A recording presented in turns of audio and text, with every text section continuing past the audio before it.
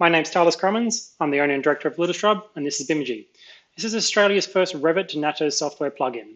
So this is taking our 3D model that we create from Revit and we're putting it straight into our home energy rating scheme to give us a star rating on our dwelling. So unlike any other software out there, this is just working directly from the model. You do not need to produce any PDFs with floor plans, elevations, anything like that and send it off. You're just clicking a button, you're getting a star rating, and you can do iterative design throughout. So this is a real game changer in terms of the way that we design and process our buildings, understanding the changes that we make throughout the process. So what we're going to do today is just show you how it all works, and hopefully you get a better understanding. So side by side here, we just have the BIMergy platform on the left and our Revit project on the right. So what we're going to do here is we're just going to start by saving our Revit project, and we're going to do here the same one on the left. So we're just going to put in some address here. It doesn't really matter. Today we're going to go to South Australia, lucky you guys. And this will pull up our NCC climate zone simultaneously with our NatHERS climate zone. We're going to choose our building class there here, and we're just going to give it a name here. So there we're going to create our project. Now we need to link these two things. So we're going to press this button. This will link our Revit project directly to our BIMergy platform, ensuring that we have synchronicity between the two. So anything that we do in BIMergy will be automatically reflected in Revit and vice versa. So what we're going to do through is just go through these steps. This will basically guide you through how to produce the model and then how to do a simulation at the end.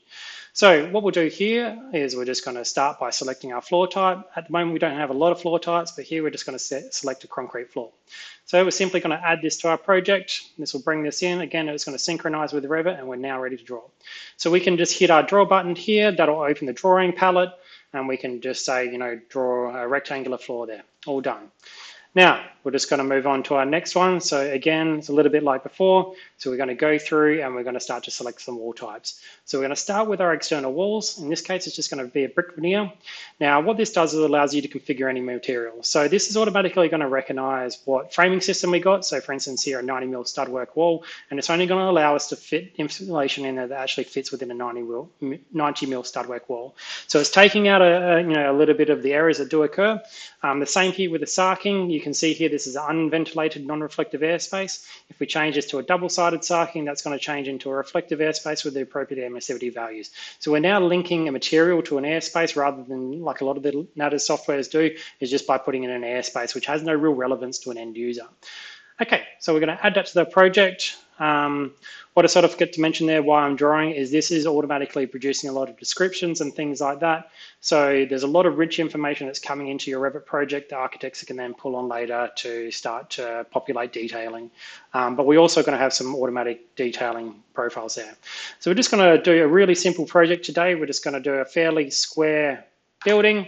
Okay, we now have all our external walls. Let's go add our internal walls. And we're basically just going to go through the same process. Add this to the project. Okay, now we're probably going to draw a building here that doesn't make a lot of sense today, but this is just here to demonstrate, the viability of the product and how it all works. It doesn't really matter. The type of building we're making in this instance, and it will just, again, sort of show you how everything works. So we now have a few little rooms in there. Let's go through to our next one. Let's add some ceiling types in. Again, this was just coming through with all our configured materials. We can change our glass wall on the ceiling if we want to, change our plasterboard or to different materials like fiber cement, thicknesses, anything like that, and then we can just bring this into our project.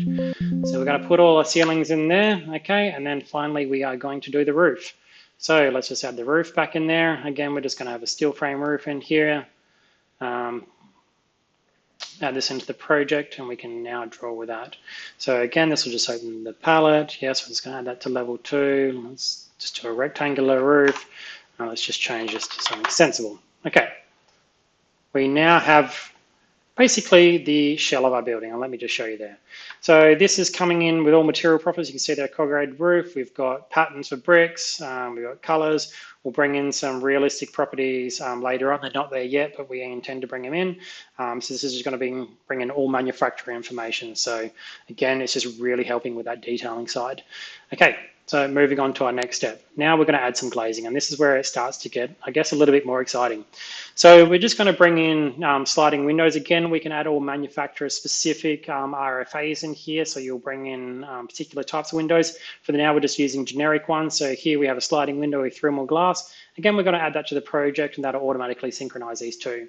So we now have the windows available to be drawn in our project. So we just open up our windows ribbon, we select the window we want. Again, it doesn't really matter for what I'm doing here today. You probably want to be a little bit more particular on your projects, but hey, that's not what this is about today. So I'm just going to add a few of the different types just so we've got a little bit of variability in there. And then we're going to do through and add our doors.